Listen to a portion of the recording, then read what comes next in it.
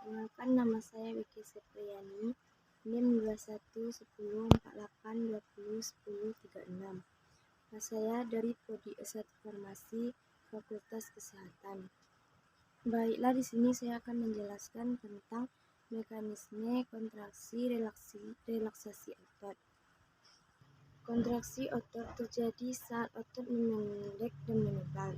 Pada keadaan ini akan terbentuk otomyosin, yaitu berikatannya aktin atau filamen tipis, dan myosin atau filamen tebal pada unit otot atau sarkomer. Adapun relaksi otot terjadi saat otot kembali ke keadaan semula dan mengendur. Otot yang berelaksasi akan terjadi penguraian aktomyosin menjadi aktin dan myosin kembali.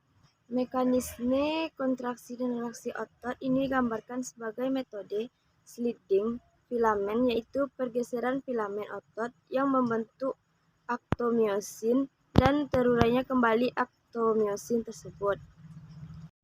Otot merupakan sekumpulan jaringan yang terdiri dari sel-sel khusus dan dapat berkontraksi bila dirangsang.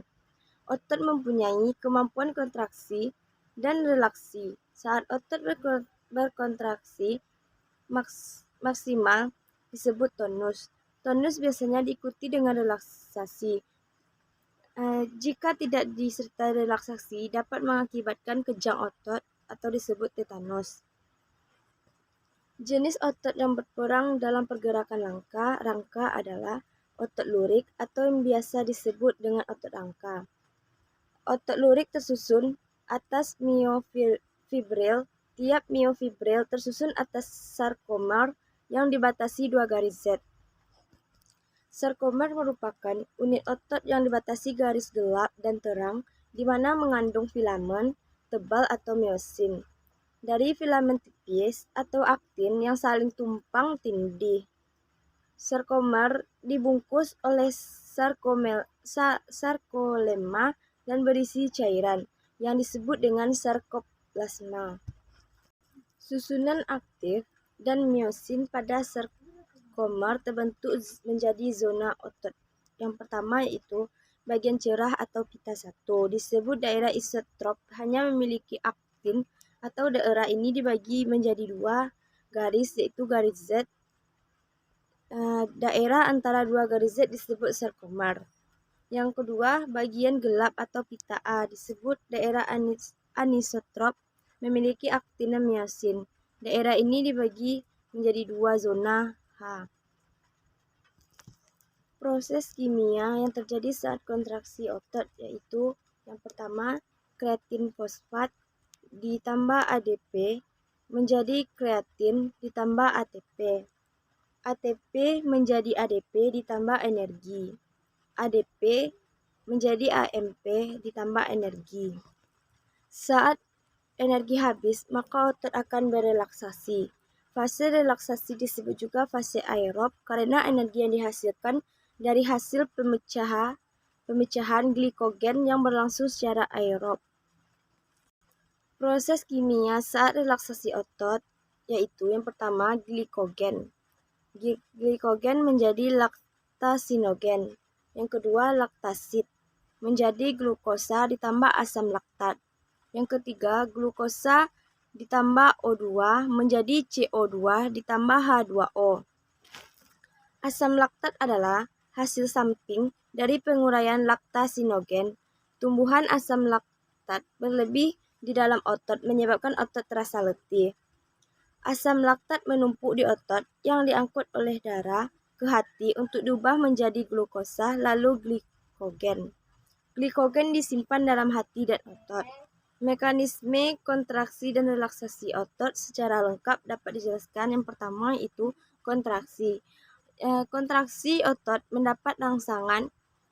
Ujung saraf motorik akan melepaskan protein otot berupa asetikolin. Asetikolin menyebabkan perlepasan ion Ca, aktin aktif, pemecahan ATP, myosin aktif, merangsang pembentukan aktomyosin, otot lebih pendek, otot kontraksi. Yang kedua, relaksasi. Tidak adanya rangsangan lagi, berkurangnya ion Ca, aktomiosin terurai, otot kembali ke semula, otot memanjang. Tipe-tipe kontraksi otot. Yang pertama, kontraksi konsentrik. Tipe kontraksi yang satu ini biasanya terjadi saat otot digunakan untuk mengangkat atau memindahkan sebuah benda.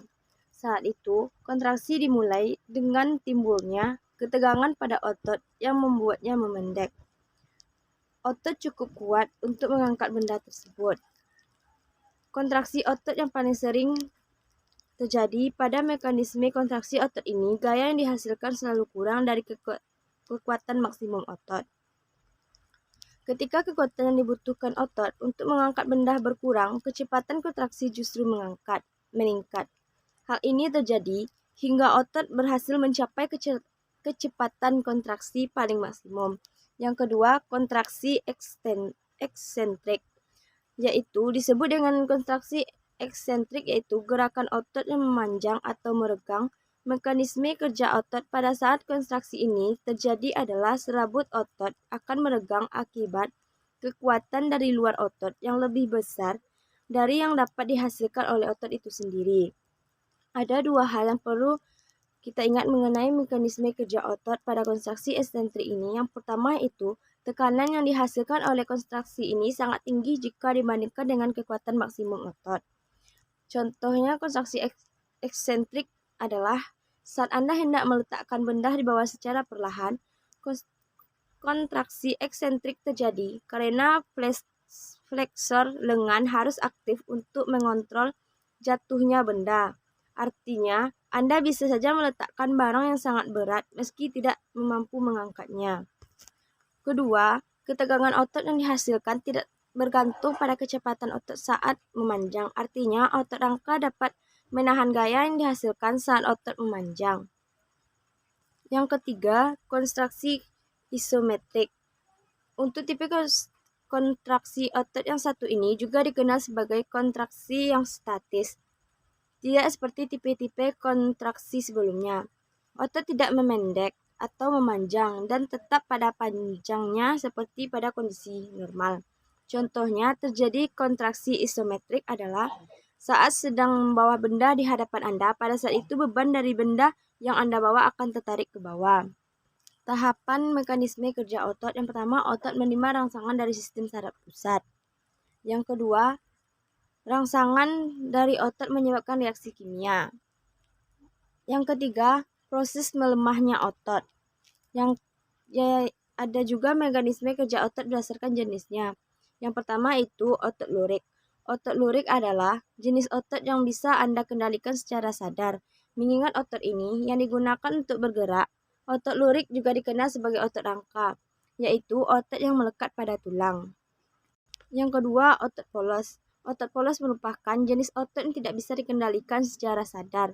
Otot polos ini bisa ditemukan pada organ dalam tubuh seperti pembuluh darah, saluran pencernaan, saluran kencing, dan uterus. Yang ketiga, otot jantung. Otot jantung juga tidak dapat Anda kendalikan secara sadar pergerakannya. Mekanisme kerja otot jantung pun terjadi secara otomatis sesuai dengan kebutuhan tubuh dan dengan ritme tertentu. Baiklah, itu yang dapat saya jelaskan. Kalau ada salah dan jangka, saya mohon minta maaf. Waalaikumsalam warahmatullahi wabarakatuh.